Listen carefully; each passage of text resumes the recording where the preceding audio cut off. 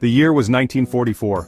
The world was in turmoil, with nations clashing in a conflict that spanned continents and oceans. The stakes had never been higher, and the outcome of the war was still uncertain. The world was engulfed in the fiery chaos of World War II. Explosions rocked cities, and the sound of gunfire was a constant reminder of the ongoing struggle. Soldiers from all corners of the globe fought bravely, their courage tested daily. For years, the German war machine under Hitler's command had rampaged across Europe. With blitzkrieg tactics, they had overrun countries with alarming speed, leaving destruction in their wake. Hitler's vision of a dominant Third Reich seemed within reach. But the tide was turning. The once unstoppable German forces were now facing fierce resistance. The Allies had regrouped, and their counter-offensives were gaining momentum. The cracks in the German armor were beginning to show. The Allies, stronger than ever, pressed in from the west. Their combined forces, consisting of American, British and other Allied troops, were determined to liberate Europe from Nazi tyranny. Each step forward brought them closer to victory. In the east, the Soviets advanced relentlessly. The Red Army, fueled by a desire for revenge and liberation, pushed the Germans back with unyielding force. The Eastern Front was a brutal theater of war, with immense casualties on both sides. German forces were being squeezed on both fronts. The pressure was immense, and the once confident German soldiers now faced the grim reality of a two-front war. Desperation began to set in as they struggled to hold their ground. In a desperate attempt to stave off defeat, Hitler devised a daring plan.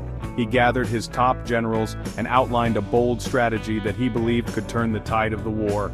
It was a high-stakes gamble, fraught with risk.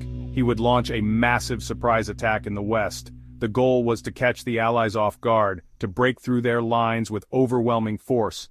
German troops prepared meticulously, knowing that this could be their last chance for victory. His target, the Ardennes forest, a densely wooded area along the German-Belgian border. The thick forest and rough terrain were expected to provide cover for the advancing German forces, allowing them to move undetected and strike with surprise. This offensive, Hitler believed, could shatter the Allied lines, splitting their forces in two.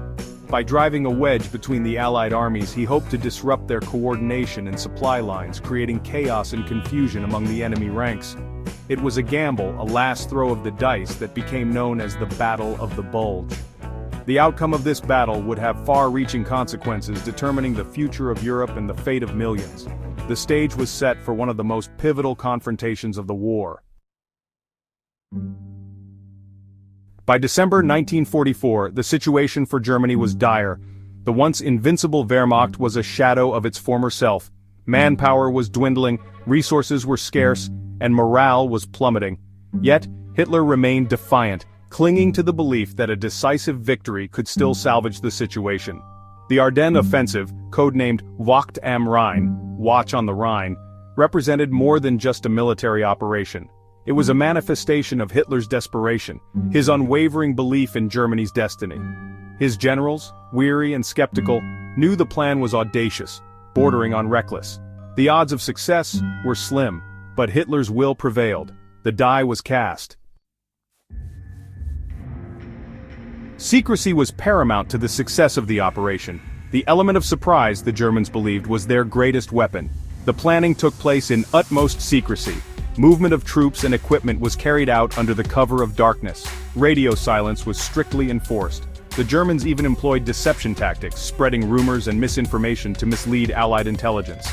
False radio transmissions were made to create the illusion of troop movements in other sectors. English-speaking German commandos infiltrated behind enemy lines, tasked with sabotage and sowing confusion. On the morning of December 16, 1944, the German offensive erupted with a deafening roar. The tranquility of the Ardennes forest was shattered, as thousands of artillery pieces unleashed a devastating barrage on the thinly stretched American lines. The initial bombardment was so intense that it created a wall of fire and steel, leaving the American soldiers scrambling for cover. The American troops, many of whom were inexperienced and unprepared for such a massive assault, found themselves in a desperate fight for survival.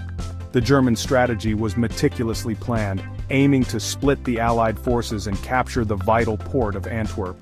Under the cover of a thick fog that blanketed the Ardennes, German tanks and infantry surged forward. The fog provided perfect concealment, allowing the German forces to advance with minimal detection. This natural camouflage played a crucial role in the initial success of the offensive. The attack, sudden and unexpected, caught the Allies completely off guard. Many American units were isolated and surrounded, their communication lines severed. The chaos and confusion among the Allied ranks were palpable, as commanders struggled to make sense of the rapidly deteriorating situation. The Germans, fueled by a potent mix of fanaticism and desperation, fought with incredible ferocity. They were determined to break through the Allied lines and achieve a decisive victory. The harsh winter conditions only added to the brutality of the battle, as both sides endured freezing temperatures and relentless combat. They employed innovative tactics, such as using captured American uniforms and vehicles to infiltrate enemy lines. This deception sowed further confusion among the American troops, who often couldn't distinguish friend from foe. The psychological impact of these tactics was profound, adding to the sense of uncertainty and fear. The initial success of the offensive was nothing short of stunning. The German forces made significant gains, pushing deep into the Allied territory. Towns and villages fell one by one, and the front lines were in constant flux. The speed and aggression of the German advance left the Allies reeling. The American defenses buckled under the sheer weight of the assault. Units that had been holding the line were forced to retreat or face annihilation. The situation was dire, and the possibility of a complete German breakthrough loomed large. The Bulge had begun to form. This protrusion in the front lines, created by the German advance, would become the focal point of one of the most intense and pivotal battles of World War II. The stage was set for a brutal and desperate struggle that would determine the fate of the Western Front. Section 5. Holding the line at Bastogne. As the German offensive gained momentum during the harsh winter of 1944, a small Belgian town emerged as a pivotal point of resistance. Bastogne. The Battle of the Bulge was in full swing, and the German forces were determined to break through the Allied lines. Bastogne, with its strategic location, became the focal point of this intense struggle. This strategically vital crossroads, if captured by the Germans, would grant them control over crucial supply routes. These routes were essential for the movement of troops, weapons, and supplies, making Bastogne a key objective for the German advance. The town's capture would have allowed the Germans to split the Allied forces and potentially change the course of the war. Tasked with defending Bastogne was the 101st Airborne Division, a unit renowned for its courage and tenacity. These paratroopers, known as the Screaming Eagles, were well-trained and highly motivated. They had already proven their mettle in previous battles, and now they faced one of their toughest challenges yet.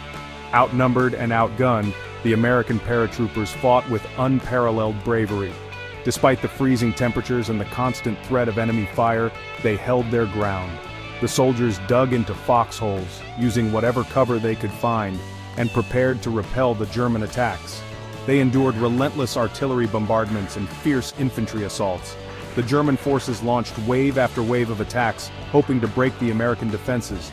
But the paratroopers stood firm, their resolve unshaken. The sound of explosions and gunfire filled the air, but the defenders of Bastogne refused to yield. When asked to surrender, Brigadier General Anthony McAuliffe, acting commander of the 101st, famously replied, "Nuts!" This defiant response became legendary, symbolizing the unbreakable spirit of the American forces. McAuliffe's words echoed the determination of his troops, who were prepared to fight to the last man. The siege of Bastogne became a symbol of American resolve, a testament to their refusal to break in the face of overwhelming odds. The successful defense of the town not only thwarted the German advance but also boosted the morale of the Allied forces.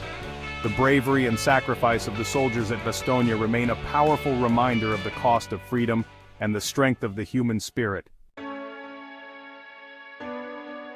Section 6. The Turning Tide.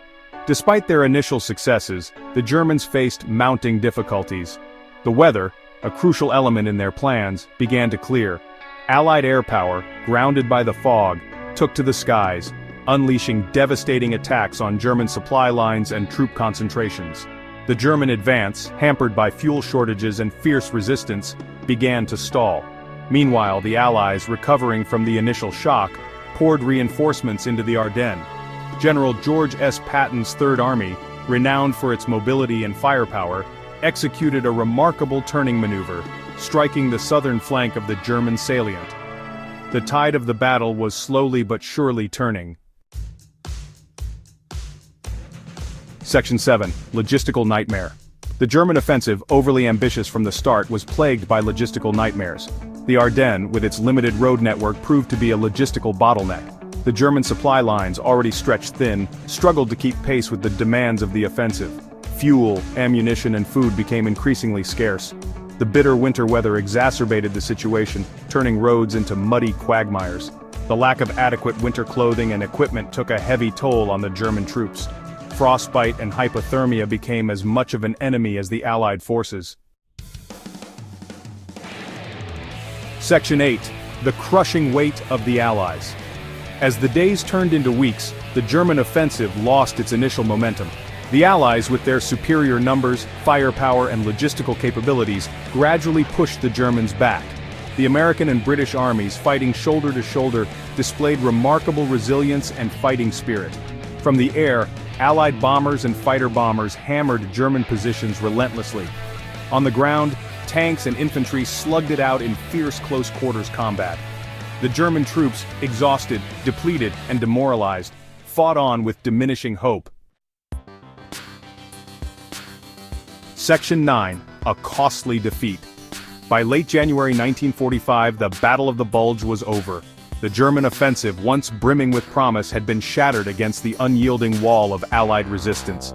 The Bulge had been reduced. The cost of the battle was staggering.